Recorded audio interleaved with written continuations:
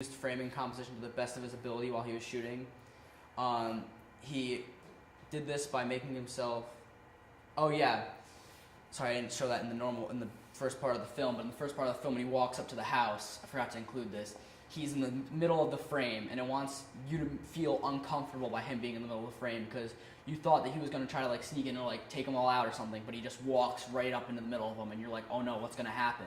And then you're freaking out as a viewer because you don't know what's going to happen to him. And he uses, like I said earlier, lighting is a huge effect and key factor in many of the dramatic or key events in his film.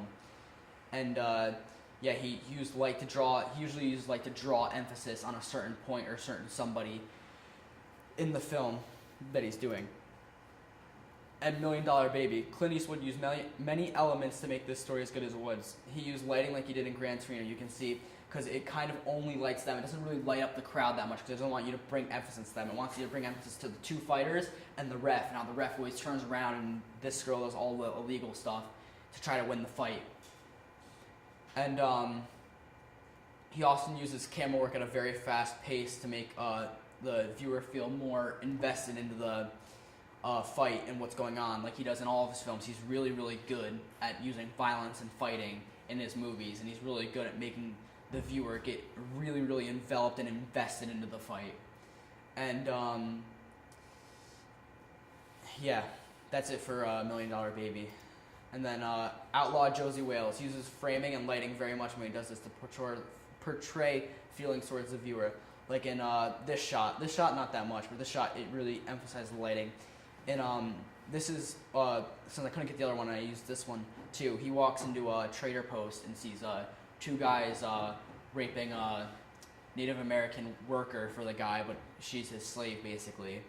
And he walks in there and they try to capture him because he's a wanted man, and it shows how lighting is used because it brings lighting and effect towards certain parts. Since all in this frame, you're not looking at the couch or like the coats or the beer over here or anything else. You're focused on the center of the frame because the lighting's behind him and he's lit up a little bit more than the rest of the frame. And like the scene I was talking about, he always says, keep the sun at your back so you know what you're seeing at and they can't see you.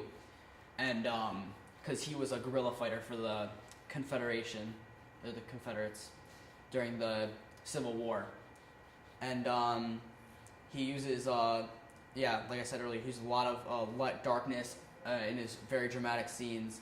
When Wales is, yeah, he has the sun at his back to make Wales feel more mysterious and threatening because you don't know really what he's going to do. You didn't know if he was armed at that point or if he dropped all of his guns to try to surrender.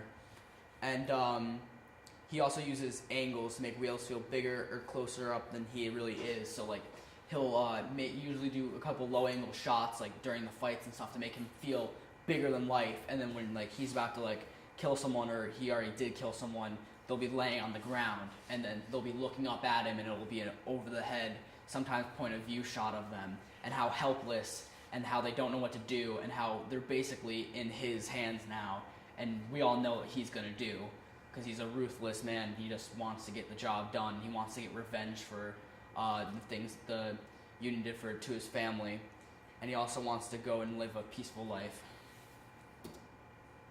And these were my 6 articles that I used, and these were a couple images of Clint Eastwood back in the day. This is older Clint Eastwood, and this is really old Clint Eastwood, and that's his high school picture. And then, yeah, this is him, like the older films. And that's it.